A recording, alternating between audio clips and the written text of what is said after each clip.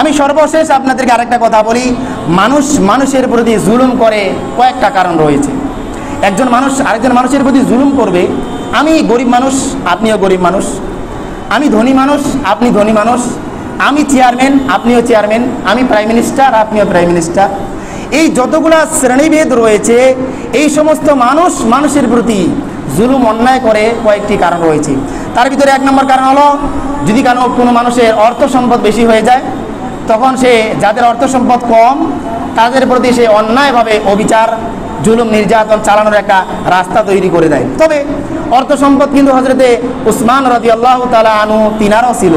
অর্থ সম্পদ কিন্তু অনেক আল্লাহওয়ালা মানুষের অর্থ সম্পদ ছিল, তারা কিন্তু মানুষের উপর অন্যায়ভাবে নির্যাতন চালায়নি। কিন্তু যারা অন্যায় পথে অর্জিত অর্থ দিয়ে যারা বিলাসবহুলতা করবে, এই সমস্ত মানুষের চিন্তা ভাবনা আসবে অন্য মানুষকে তারা অন্যায়ভাবে তারা জুলুম নির্যাতন করবে। সম্মানিত হাজরিন, যারা অর্থ সম্পদ পাওয়ার পরে যারা মানুষের উপর নির্যাতন করবে, তাদের তাকানোর দরকার যে কারুনের দিকে। মহাগ্রন্থ আল কোরআনে আল্লাহ সুবহানাহু ওয়া তাআলা কারুনের ইতিহাস বর্ণনা করেছেন। কারুনের যতগুলো সম্পদ আল্লাহ তাআলা দিয়েছেন, এই সম্পদগুলোকে একদল শক্তিশালী মানুষ ওই সম্পদের গুডাউনের চাবিগুলো বহন করা তাদের সাধ্যের মধ্যে ছিল না। এটা মহাগ্রন্থ আল কোরআনের কথা। কারণ যখন বিত্তশালী হয়ে গেল, মানুষেরা বলল যে কারণ আল্লাহ তোমাকে এত সম্পদ দিয়েছেন, অহংকার করো না, আল্লাহ রাস্তায় ব্যয় করো। কারণ কি বলছিল? কারণ বলছিল ইন্নামা উতিতুহু আলা ইলমিন ইনদি, তুমি বললেই হলো আল্লাহ আমাকে দিয়েছে।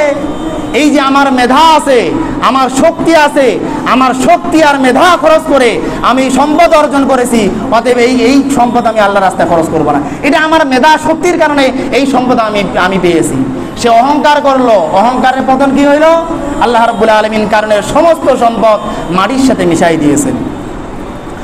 ক্ষমতা এবং শাসক যারা রয়েছেন, ক্ষমতা পেয়ে আর ক্ষমতার বাহাদুরি করে তারা মানুষের উপর অন্যায় এবং অবিচার করে।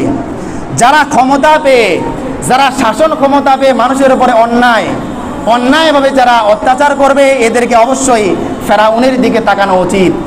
ফেরাউন বলছিল আনা রাব্বুকুমুল আ'লা, আমি হলাম তোমাদের সর্বশ্রেষ্ঠ পালনকর্তা। শেষ পরিণতি কি হলো? ফেরাউন কি এখনো দুনিয়াতে বেঁচে আছে? তিনার লাশটা আছে।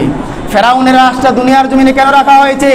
দুনিয়ার জমিনে যারা ফেরাউনি মনোভাব যারা পোষণ করবে, ফেরাউনের মতো যারা রাজত্ব কায়েম করবে, এরা যেন ফেরাউনের লাশটা দেখে যেন শিক্ষা অর্জন করতে পারে। ফেরাউন যে কার্যকলাপগুলো করেছিল, এখান থেকে আমাকে শিক্ষা অর্জন করতে হবে, ওই কাজগুলো করা যাবে না।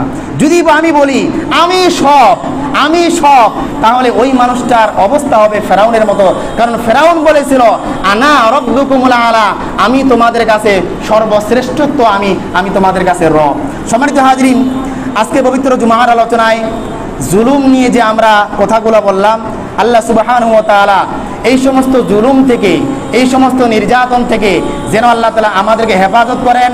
আমরা যেন অন্যায়ভাবে কোনো মানুষের প্রতি যেন আমরা অবিচার না করি। আমার কোনো আচরণের দ্বারা যেন কোনো মানুষ যেন জুলুমের শিকার না হয়। আল্লাহ সুবহানাহু ওয়া তাআলা আমাদের সকলকে তৌফিক দান করুন। বলুন আল্লাহুম্মা আমিন। ওয়া আখিরু দাওয়ানা আলহামদুলিল্লাহি রাব্বিল আলামিন। আসসালামু আলাইকুম ওয়া রাহমাতুল্লাহি ওয়া বারাকাতুহু।